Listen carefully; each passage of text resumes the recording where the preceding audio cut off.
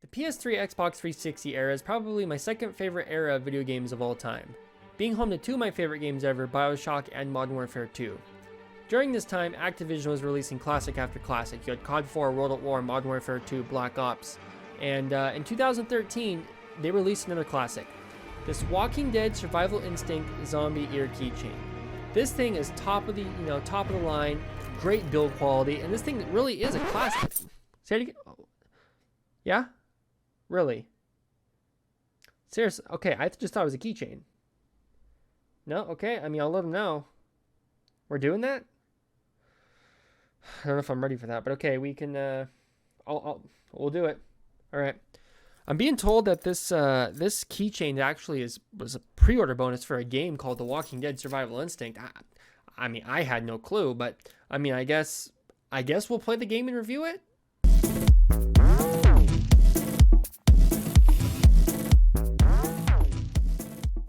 In the early 2010s, The Walking Dead TV show blew up, becoming one of the most watched shows in a time where it was competing with the likes of Breaking Bad, Mad Men, and Game of Thrones. On top of all of this, there was also the Walking Dead Telltale series, which actually came out before The Walking Dead Survival Instinct, and although I never played it, I always remembered it being praised for how amazing the storytelling was. When it was announced that there would be a first-person The Walking Dead game where you play as Daryl frickin' Dixon and his brother Merle is involved, you best believe I was pumped. I always wanted a more realistic zombie experience from a game that was more like The Walking Dead TV show and less kind of like Call of Duty Zombies and Left 4 Dead. And well, what did we get? Let's find out. The Walking Dead Survival Instinct was developed by Terminal Reality, known for such classics as Connect Star Wars? The company closed down in late 2013. Let's just say that their reality was Terminal. Thank you. I'll be here all day. Let's start with the good of the game. It stars Norman Reedus as Daryl and Michael Rooker as Merle, and between both of them and the random NPCs you come across throughout the game, the voice acting is actually not bad. Dad? Oh, Dad, no! We could... Daryl, he's too busted up. Nothing can be done now except ease his suffering.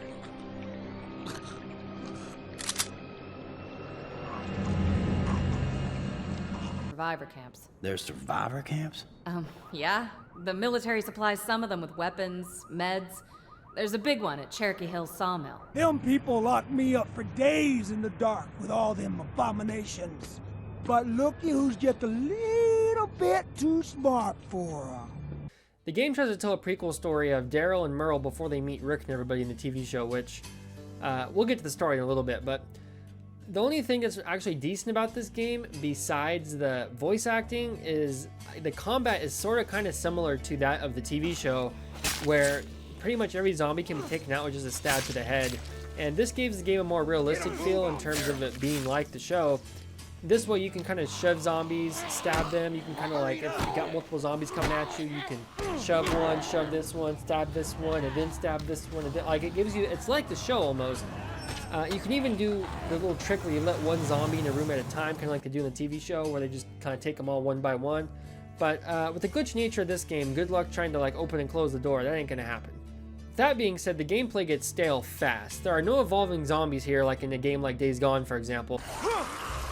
We have several types of freakers in the game. Each one of them has their own challenges. You know, in the Screamer, what she has is a sort of verbal attack. She will bring in swarms, and when you hear this scream that it makes, basically puts an effect on the world and makes it awfully hard to escape. We have the Breaker, which is like a big brute.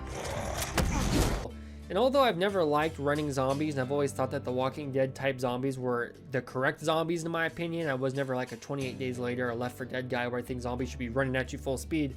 I'll admit it doesn't make for the best gameplay. Or at least Terminal Reality didn't do a good job at it. I know games like Dead Rising, for example, they also have zombies that just kind of stand around. They're not very, hardcore aggressive, but there's at least fun, creative ways to kill zombies in games like that. Whereas this game has really zero creative ways to do anything. When it comes to The Walking Dead Survival Instinct, let's talk graphics. Now, this game came out March 19th, 2013 in North America, and Battlefield 3 came out on October 25th, 2011, and look at this graphical comparison.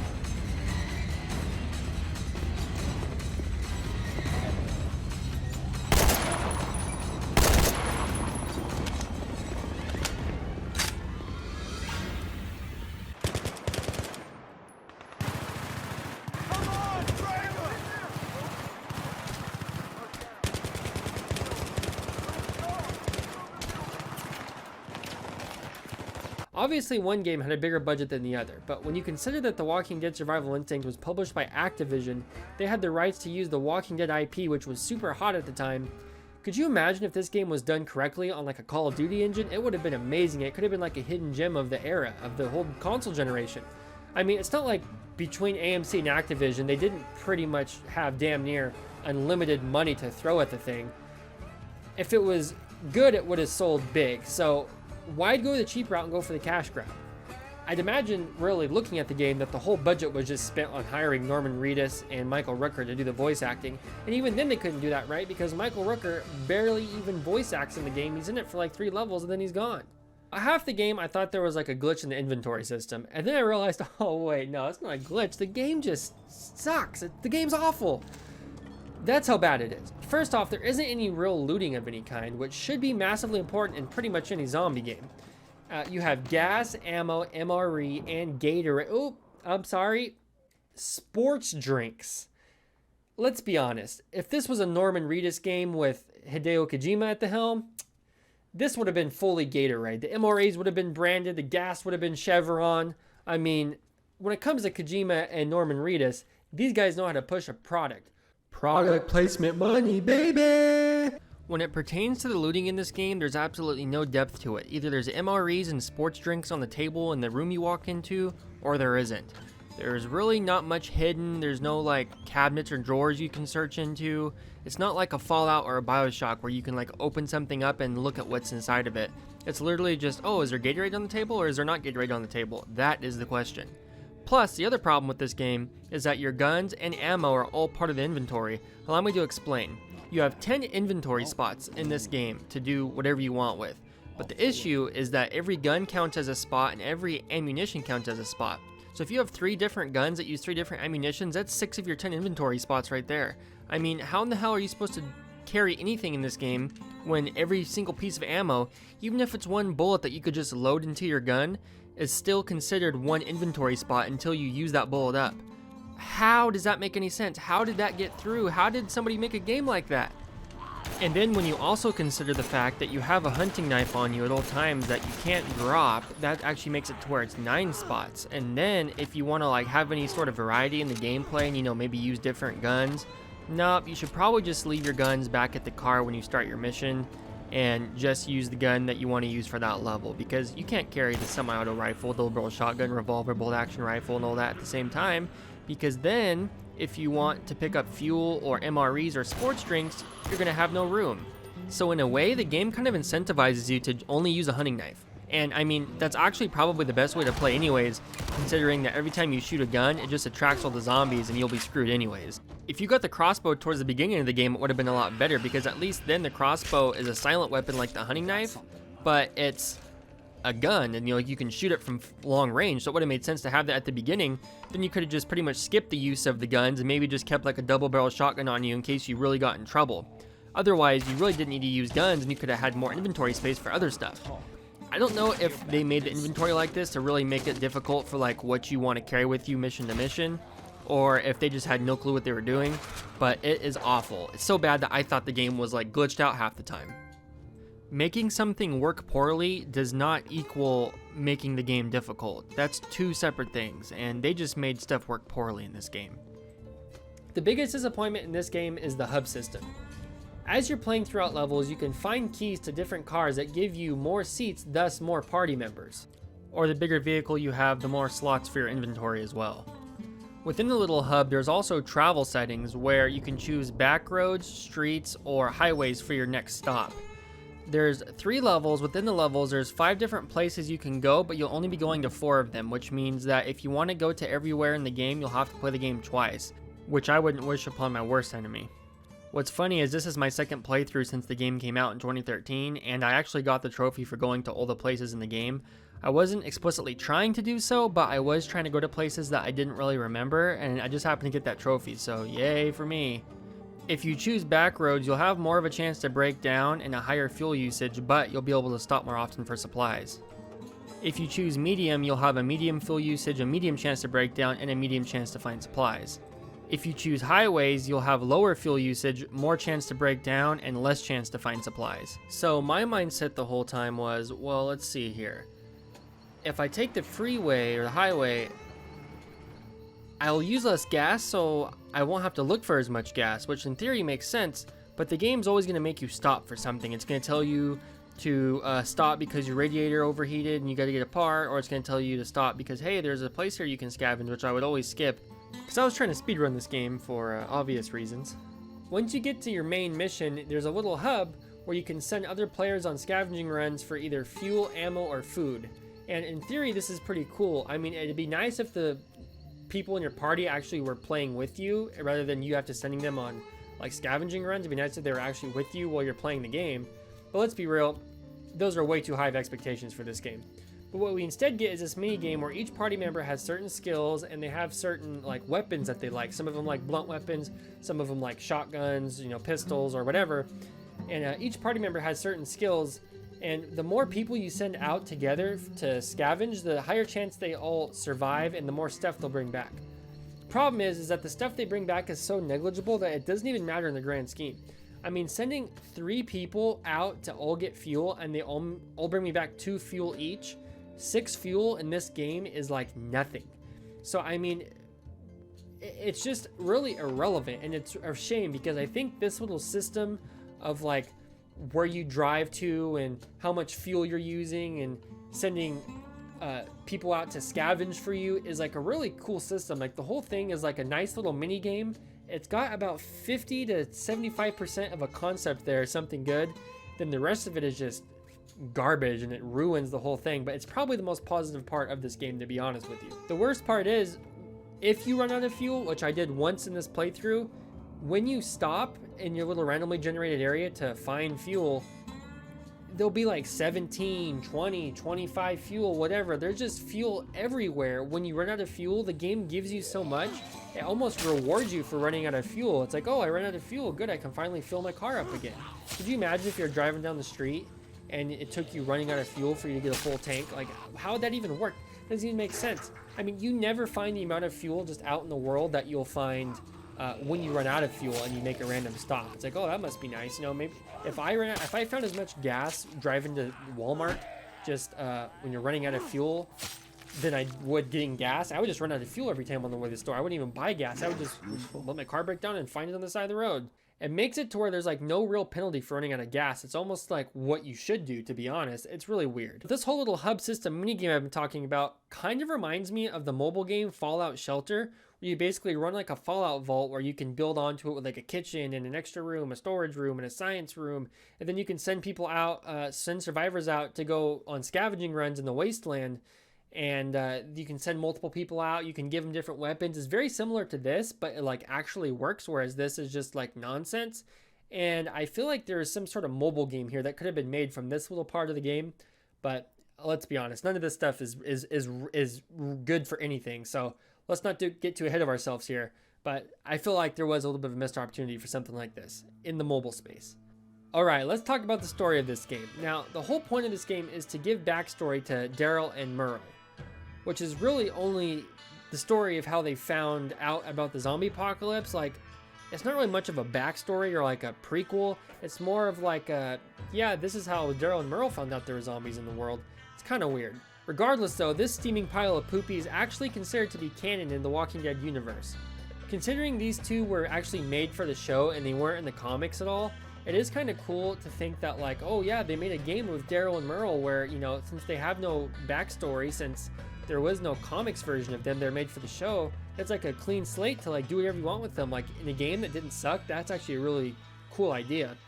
But in practice, it didn't work. So the game opens up with a hunting trip where you're actually playing as Daryl's dad. Daryl, Uncle Jess, and a friend Buck, I think is a friend, or maybe he's another uncle, I don't know, they don't really say, are on the hunting trip with you. Your friend Buck is yelling and screaming. You go check it out. There's zombies eating them. You kill the zombies, and then the zombies take you down, and then Daryl runs up, and this is the first time we see Daryl in the game.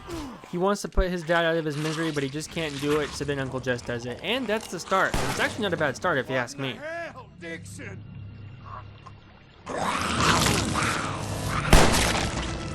Aw, Dix, no, man. Help me. Daryl, you okay? Dad? Oh, Dad, no! We could... Daryl, he's too busted up. Nothing can be done now except ease his suffering.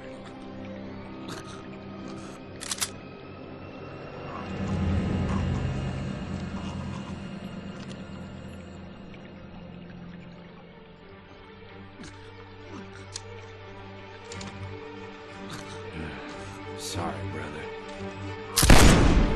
Looking back at it, Uncle Jess is kind of quick to kill you. It's a little sinister, to be honest. It's kind of weird. Maybe he's an undercover zombie. You never know. He does get bit, and he ends up dying. This is going to sound lazy to say, but there really isn't much to talk about story-wise because, I mean, most of the game, you're just looking for your brother Merle, and you're just going level to level doing fetch quests for random NPCs that you'll only ever meet once in the whole game. There's not really a cohesive story here until about 2/3 at the end of the game when you meet your brother Merle finally, and then the story kind of takes off from there, but not really. I mean, like I said, there's nothing concrete. There's no real storyline going throughout the whole game. It's kind of just like, oh, I'm gonna drive here, then I'm gonna drive there, now I'm gonna do this, now I'm gonna do that. There's only one character in the game that you meet that you actually end up also meeting later, and that's the woman in the diner that betrays you. You see her later. Other than that, it's pretty much just every level you meet a new character, you go get some stupid thing for him, and then that's the end of the level. If you want, you can do the side quests. I didn't do any side quests except for ones that were literally like right in front of me because they were just honestly a waste of time and the game was not worth my misery playing through it any more than I had to for the review. If you can, I'm happy to supply a little bird's eye coverage. I'm a hell of a shot. Batteries? Okay. I'll keep an eye out. I need gas, though. I think it's long gone, but the kid would know better than me. Something you want? Huh? I ain't standing out here playing bait all day. You got a car? You need gas, right? I can get you gas. I'm Warren. Daryl, it's a truck. What happened here? Key to the generator cage. And that's how we get the gas pumps running again. Right. You get the keys and crank the Jenny. I use my codes to turn on the pumps, and we get out of here. Win-win. This level right here blew my mind. So I was supposed to find Uncle Lester to get his keys for the generator. Uncle Lester is nowhere to be found in this whole area right here. You don't see him anywhere, and then randomly you hear him, and then he pops up behind me. I kill him, he has no keys. Then I jump on a car, the car alarm randomly goes off, brings in all the zombies, and then after searching and searching and searching, I randomly find the keys on the ground, not even close to the body of Uncle Lester, who was supposed to have the keys on him when I killed him. Unless Uncle Lester's body disappeared and he fell on the keys and the keys were under his body, in which case, how was I supposed to grab the keys if I couldn't see them? Gunshot. Some crazy asshole is sniping at us. And car alarms. I dragged Noah in here, they followed. Who's us? You two? Got a whole team out there. Or did. We scavenged supplies for the local survivor camps. There's survivor camps? Yeah. This lady here is the only instance of a character that actually is somewhat important to the game because you end up running into her again later and she kind of helps you out and you help her out. But otherwise, every character in this game, you literally just meet them, do a quest for them, and then you leave. And there's no, like, you know, storyline really involved. There is kind of a faint storyline in the background where at one point you're looking for your Uncle Jess, and then, you know, you meet this lady who's getting shot at by a sniper, which the game pretty much tells you it's Merle anyways, so it, like, gets rid of all the excitement of confronting the sniper, plus all the excitement of, like, you randomly finding your brother. Which the game shouldn't do. The game shouldn't announce that Merle is about to be in the game. It should be like a Royal Rumble surprise or something. Could you imagine if like they were like, oh yeah, Edge is going to come out 27th at the Royal Rumble. I know you would all have been surprised, but we'll just tell you instead. Like, why would you do that? Why wouldn't you make it some sort of a surprise? I don't get it. So after the initial level with Merle, there's a level where you have to set off fireworks as a distraction for the zombies so you can run away. And then he goes and chases down his old motorcycle gang and tries to get his drug stash. And then he just disappears until the very end of the game when he like saves you and you guys drive off. And that's pretty much all the story of Daryl and Merle in this game when it pertains to what is considered canon prior to their story in the Walking Dead TV show. Everything else is just like little fetch quests with NPCs. It's empty, it's irrelevant, it's boring. I mean, there's all kinds of words I can use to describe it. But they're going to eventually get nastier, so I'm going to stop while I'm ahead. Hey, Junior! Change of plan! Get in here! Merle, come on, get in the helicopter. There's plenty of room. Nah, I pass. This ain't a ride we want to take. Prepare for dust storm. Hang on, people. hell do you think you're doing, huh? You dumb son of a bitch. Military doesn't give a shit about you no more. You could have been out of this mess forever. Lucky for you, I got an eagle eye. It's this one. Didn't you see the bite on that whirlybird pilot? Hell, he was more than halfway turned already.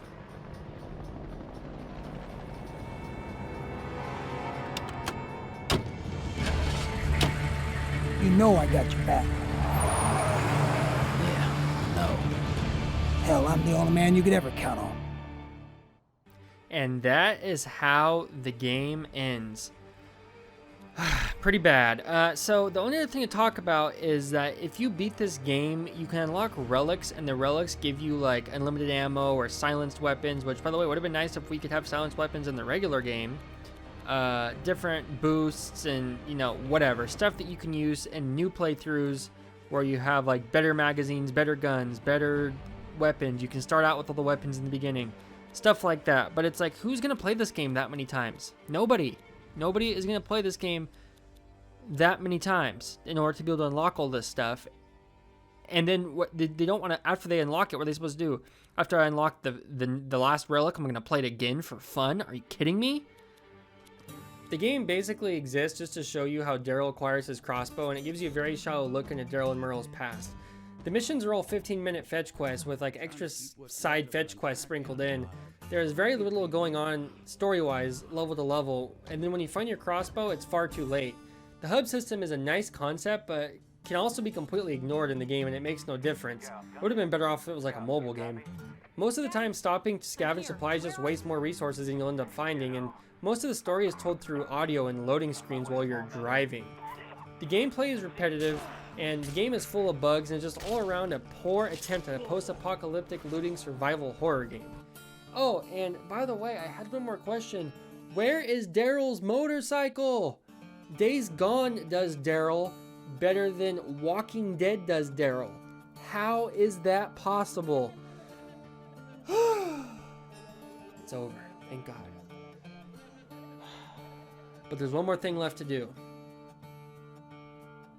I think me and you both know what that is. Let's do it. It's somebody else's problem now.